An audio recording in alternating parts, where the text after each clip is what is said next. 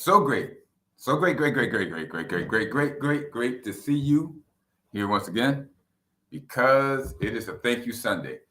Thank You Sunday, January 15th, on the 2023rd year of our Lord Jesus Christ. That's right. That's what it's that's what the time is the date is for. That's right. It marks the delineation of AD and BC, before Christ and after that. Okay. So today's Sunday. Thank you, Sunday. And what do I have to be thankful for? Well, there's so much. I have my coffee. Okay. It's got chicory in it, which is good for my gut biome. Um, it's heat. There's sunlight. So there's so much to be thankful for. But I want to go over something that's a little bit more specific. I'm going to take you through a little tale. A tale of what happened last week, last Sunday. Now, it wasn't early in the morning Sunday.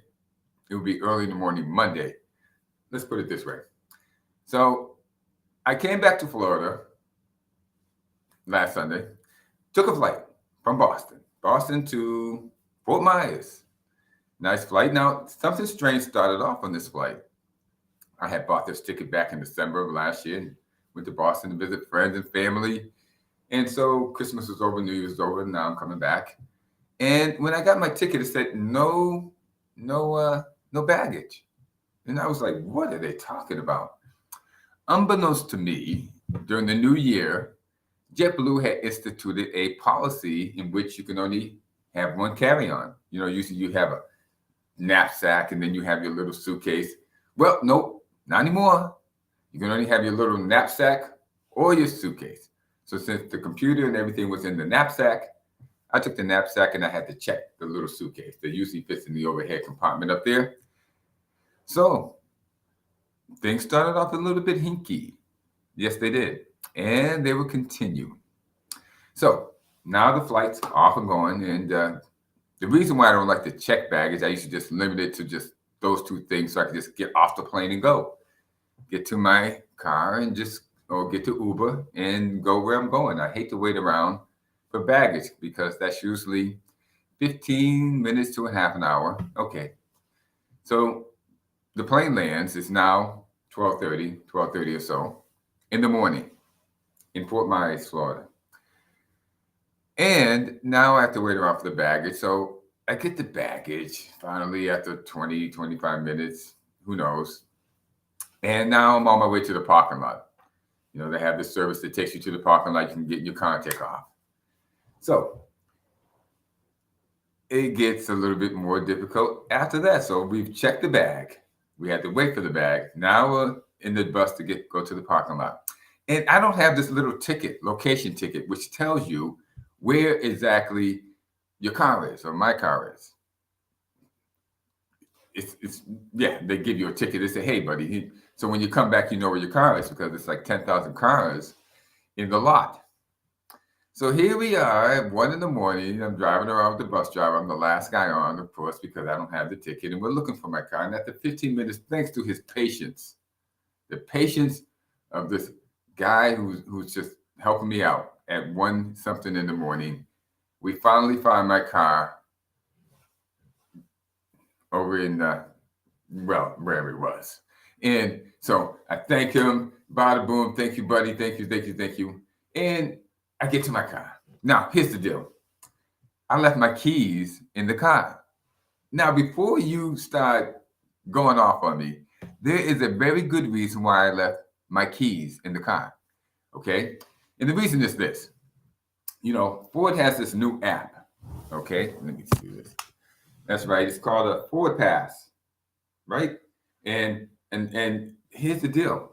You can start your car. You can cut off your car. You can open up the door. You can lock the door. And you can even press a button on it. And what will happen is that the alarm will go off. Right. Ford Pass. It's right here. So that being said, me being the smart guy that I am, why would I take the key with me somewhere where I could lose it and have to come back to my car stranded because I didn't have a key? Right? Why don't I leave the key in the car and lock the door with my Ford Pass app, and get on the plane. And then I can go, and do everything I can want to do. And when I come back, the only thing I have to do is open up the Ford Pass app and open up the door, get my key, start the car. Yes, that's right. Smart little me. So that's what I did. I put the key in the car, you know, somewhere in there, and I locked it with the Ford Pass, and everything was good to go. Except Ford forgot to tell me, and probably everybody else, that if you don't move or use your car for about 2 weeks, I was gone 19 days. If you don't do it for about 2 weeks, the car shuts down. It automatically shuts down to conserve power. Who knows what the heck's going on, right?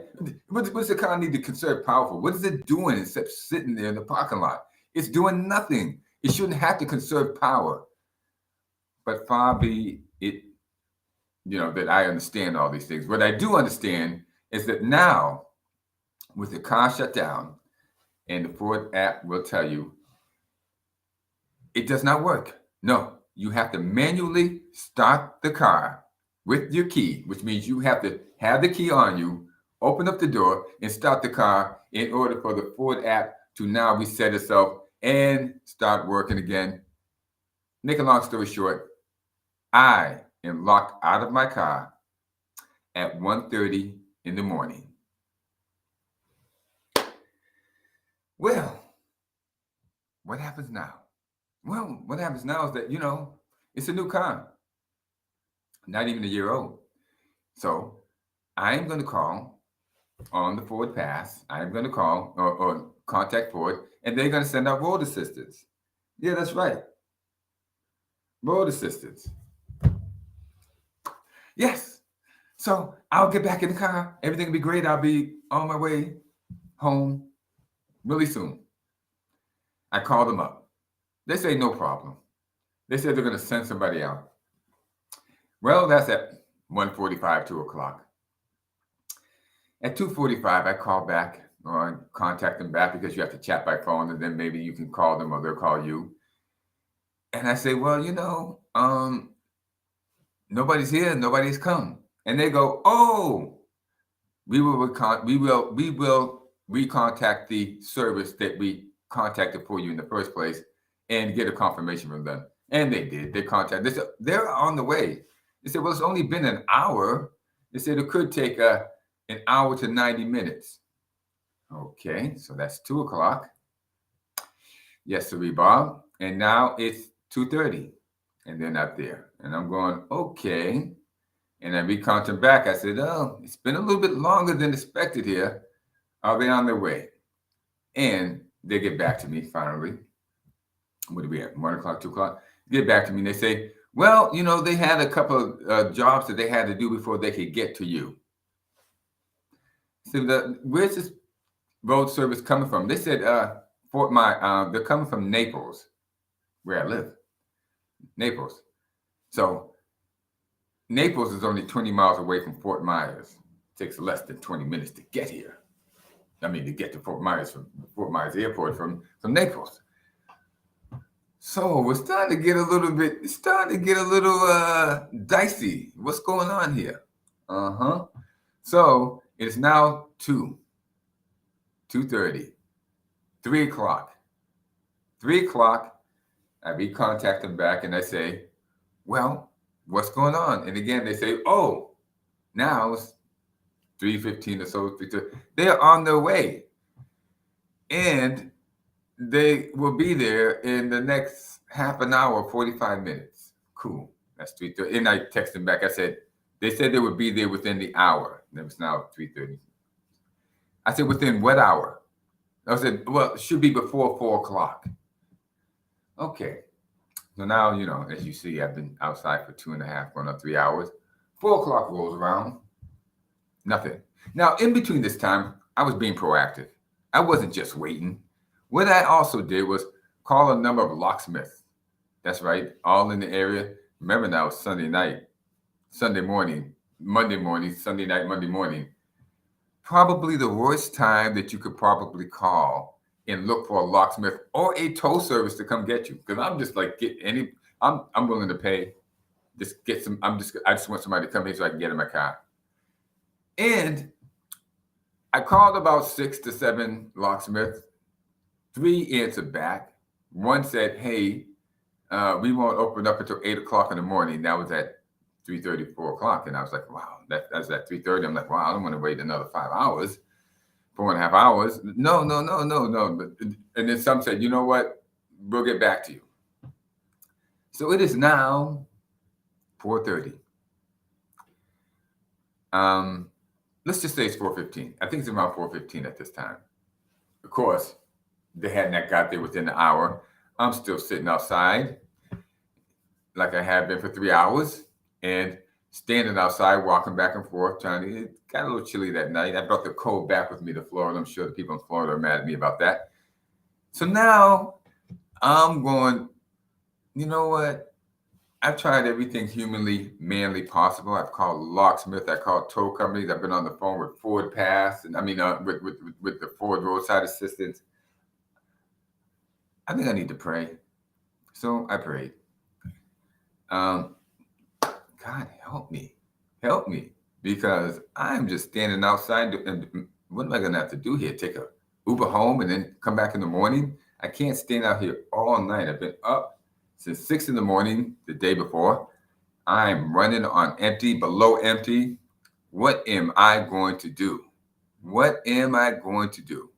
I had even saw a police officer who was off to the side doing some work, and I went over to him. He even gave me he gave me more information, different tow companies. He said, "I can't tell you who to recommend," but he gave me some companies, and I called them, and they didn't answer back. So now I'm thinking, oh, I don't know how this is going, but it ain't going right. But after I prayed, it is now about 20 minutes later. It's about 4:30, going on to 5 o'clock, in between that time. And I see this truck. It's got one of those yellow cones, lights on, it's orange. It's got an orange cone. It looks like a safety truck. It's one of those safety trucks. I'm thinking, well, it doesn't look like a tow truck, but maybe it's one of the locksmiths. Maybe it's one of those locksmiths. Maybe they've come out. So what I do is I wait a while. He goes from there to there. Finally, he's over there where my car is. I'm going like, wow, it's probably a locksmith. I better get over there. So I start walking up the aisle, and it's about a quarter of a mile from where I was standing. I had to plug my phone in. I found an outlet to plug my phone in under where passengers generally wait in this parking lot. And so I'm walking over there, and the guy starts coming down. I guess he was doing something. Whatever he was doing, he had finished. And now he's coming down the very aisle that I'm walking up. And as he's coming down, I'm waving at him. Hey, hey, hey, hey. And so he stops. He goes, he stops. He's looking at me like I lost my mind. What is wrong with this guy who's waving at me in between 4:30 and 5 o'clock in the morning? And so he stops. Thank God.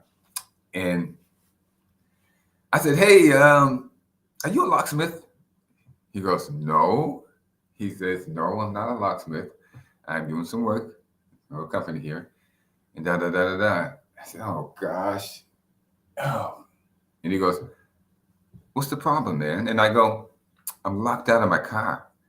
And I've been out here 3 hours waiting for a tow company service. I've called locksmith, and nobody's coming out, and I'm just out here stuck.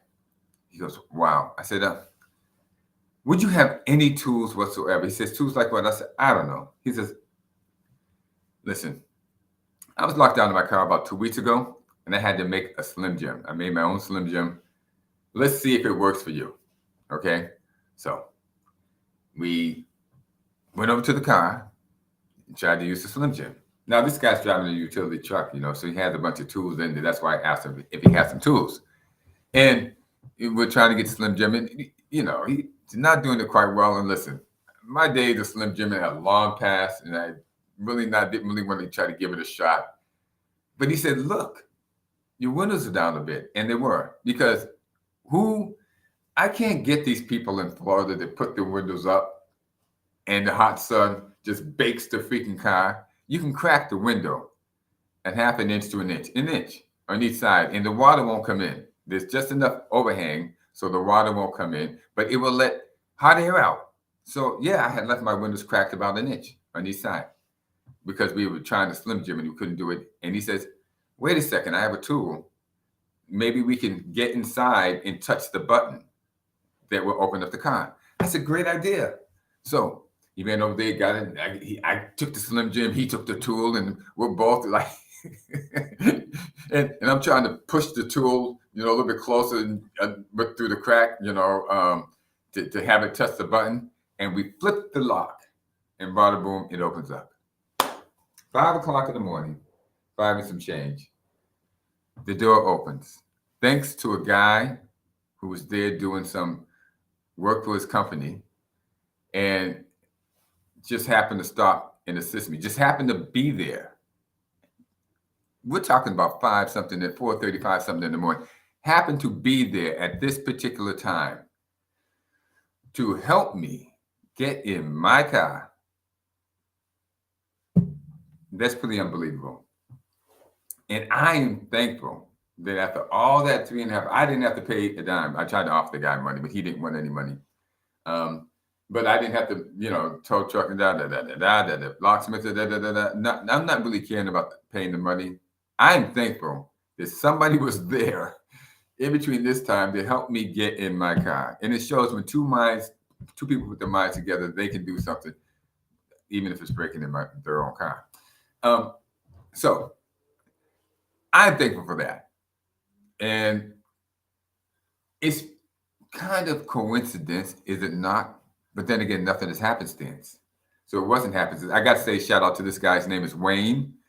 Wayne, thank you from the bottom of my heart and my soul and anything else that I possess for getting me in my car at 5 o'clock in the morning. Thank you for being there. Thank you for being the kind of guy who stops. Thank you for not blowing me off, saying you have more important things to do. Thank you for giving me you, Wayne, and I can't thank you enough. So, ladies and gentlemen, every day we have something that we can be thankful for. Now, I mean, the whole plane ride, the whole Ford pass, the whole thing, But I guarantee you that for every one thing that goes wrong in your life, 10 to 20 things have gone right. That's right. 10 to 20 things have gone right. And if something goes wrong, it doesn't hurt to pray because there's somebody running this whole thing and it ain't you or me. And when you need something and you need to get something done and you can't do it yourself, you know who to ask. That's right, God. Say, hey, help me. And the next thing you know, something will happen. So thank you, Sunday. Thank you, Wayne. Thank you, everybody who makes my life possible. And I really mean that. Thank you. All my kids, the ones that like me. Thank you. And then the ones who don't, who think I could be a little bit better, you're probably right. I'm trying to be better. I'm trying to be the best person I can be. And even if we disagree, I want you to know that I love you. Okay? With that, I sign off. Thank you, Sunday. It's been fantastic.